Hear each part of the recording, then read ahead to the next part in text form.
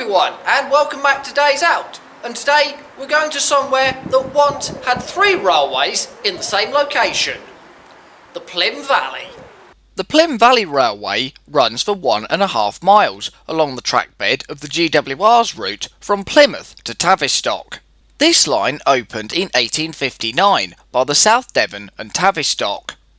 A royal assent had been granted in 1854, but construction didn't start until 1856, with the line being extended to Launceston in 1865.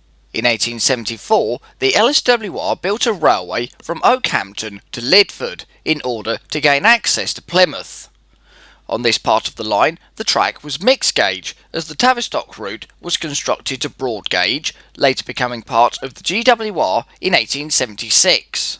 1890 saw the completion of a route via Beeralston by the LSWR, whilst the GWR was later converted to standard gauge. Closure came on the 31st of December 1963, with freight going in 1966. A preservation society was formed in 1980, who managed to ease the gradient by raising the track bed. Services, though, didn't start until 2008, with the railway reaching Plym Bridge in 2012. Marsh Mills near Plympton opened in 1865, although facilities had been provided here since 1861 on the request of local residents. The site was very busy, serving a flour mill and tarmac plant. Stone traffic and china clay was also handled, but the majority had gone by 1964. The china clay traffic, however, lasted until 2009. Today, Marsh Mills is the railway's headquarters. The station here opened in 2008 to the north of the original and features a small museum. 13002 was one of the first of the ubiquitous Class 08s, built at Derby in 1952. Sold to Foster Yeoman and working at Muirhead Quarry until 1980, she came to the railway in 1982. Byfield No. 2 was built by Bagnall in 1942 for Northamptonshire Ironstone and later sold to Hunt & Company at Hinckley. She was withdrawn in 1970. Vanguard is a Polish TKH 060 tank. The TKH's origins go back to 1927, with 437 being constructed by Fablock between 1948 to 61, with some for export. Vanguard was acquired from the Northampton and Lamport in 2016. D2046 is a Class 03, outshot from Doncaster in 1958. Sold to the Waterston refinery at Milford Haven, she came to the Plym Valley in 2006.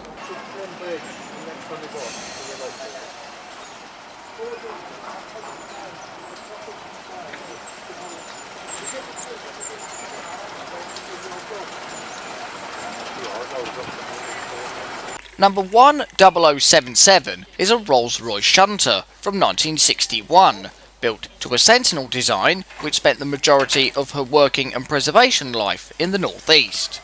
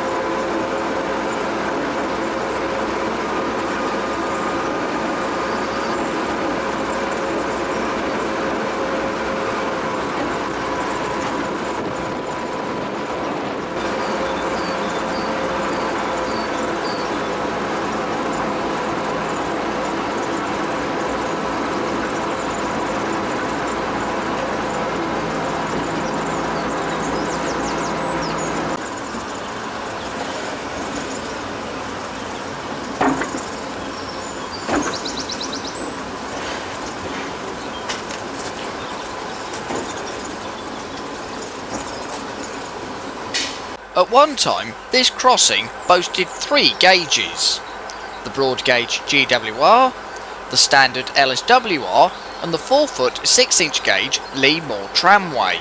The tramway opened in 1853 to convey china clay from Lee Moore to Plymouth and was split into 3 sections.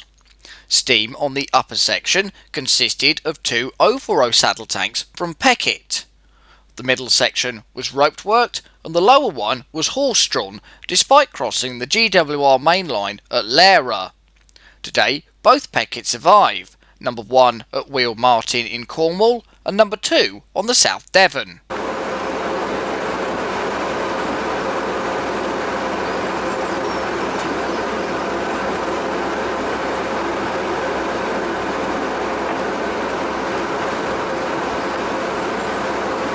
The railway's terminus is at Plym Bridge.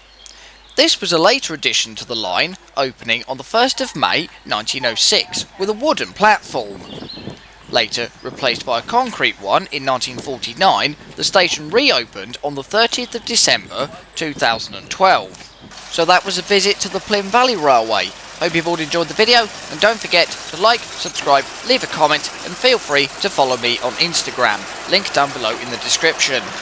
Take care everyone, and I will see you all on the next day out. Bye!